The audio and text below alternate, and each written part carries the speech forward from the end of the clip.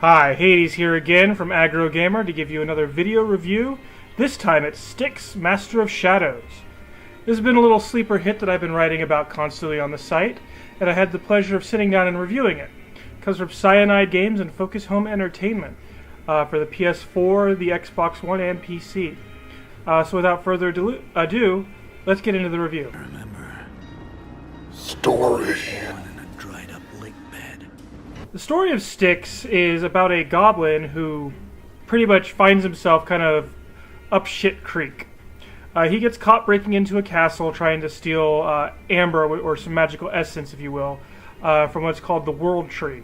The World Tree is growing in the middle of the human lands. Elves and all the other mystical creatures have bartering systems, and he's going in to steal the heart of the World Tree. I won't go into more of the story, so if you do play it, you won't be spoiled any. But in a nutshell, that is what Styx, Master of Shadows is about. rats. Hated. So what I really hated about Styx was the fact that there's so many load times in the game. It got frustrating and I had to take breaks from it, which goes into that works into something I love. The reason I had to take breaks in the number of load times. When you're loading in between levels, the load time isn't all that bad. But when you're reloading a level because either A, you've died, B, you screwed up, whatever little part of the mission you screwed up, you have to reload, or you can reload, and that takes a ridiculously long time. I really, really hated it, and I found myself in certain levels just turning the game off and coming back later because I kept replaying the same mission over and over and needed to restart, and it would just take like maybe a minute sometimes to completely reload the game. Another thing that jarred me a little bit, and kind of in the hated column, but not completely hated, was the way this story was told.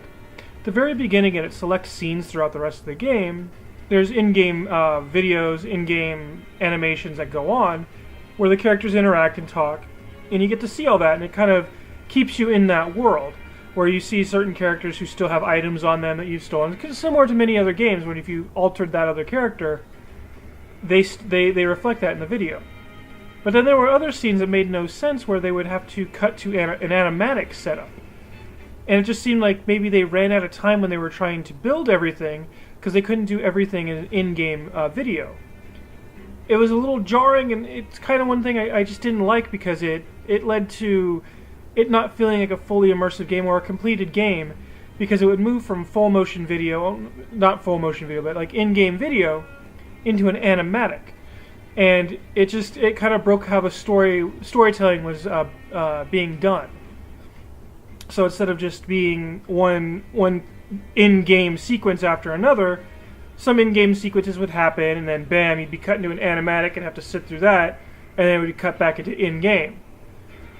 There was also a little issues, and I only saw this with the cutscenes themselves, with voice syncing and animations syncing up to what was going on with the audio. Sometimes the mouths wouldn't move, but the characters were talking, stuff like that, and it just seems like the Cyanide could have taken a little more time and adjusted that, worked on it, tweaked it, and perfected that to perfect how they were going to tell the story of Styx, Master of Shadows. That said, not much more about this game did I hate. So let's move on. Loved.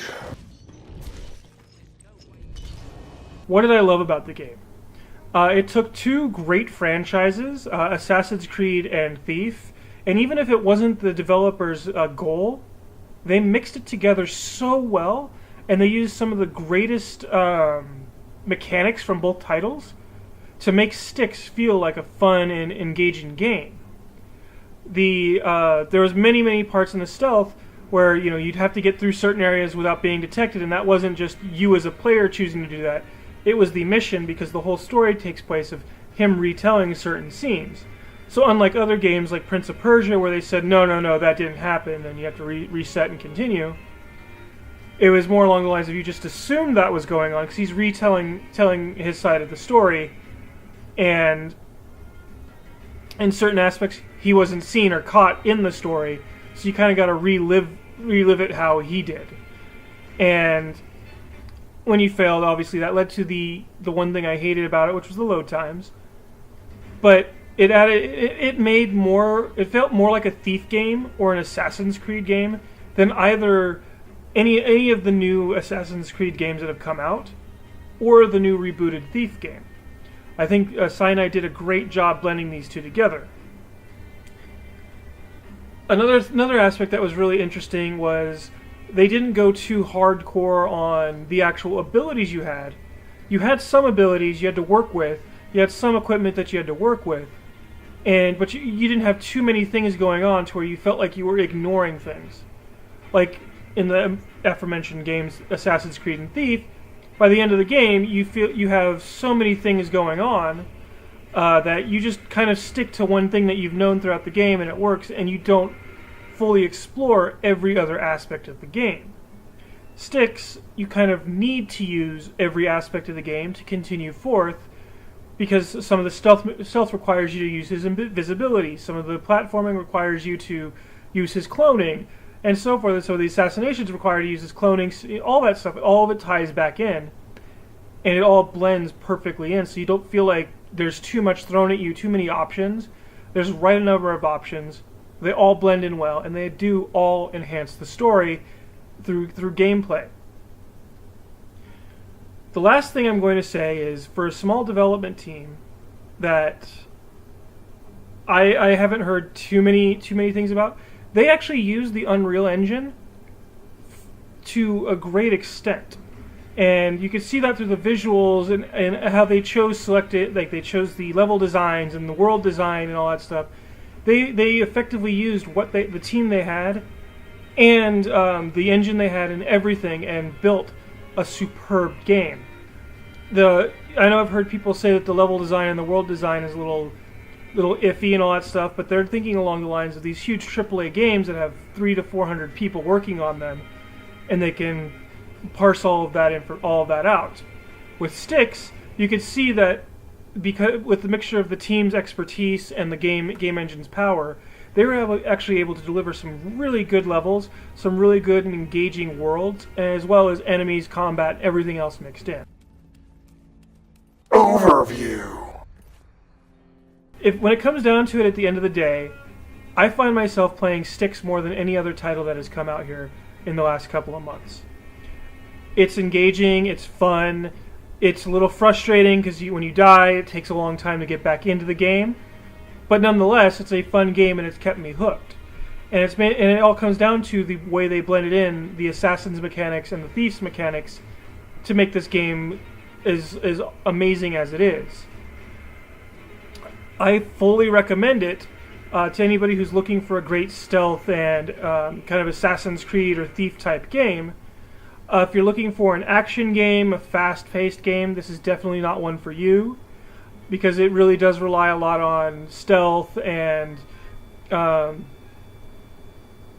all those kinds of mechanics to keep the player engaged, to keep everything going on, and it's not like you can't run in and just lay waste to the room. You need to take your time, study your enemies' paths, and take them out one by one, because as soon as you get more than one enemy on you, you find yourself dead really, really quick. And so if you're in for a high action, high adventure game, Styx is not for you. But if you love stealth, if you loved Assassin's Creed, if you loved Thief, Styx is well worth the time and money to put into this game. Once again, this is Hades from AggroGamer reviewing Styx, Master of Shadows. Thank you for joining me.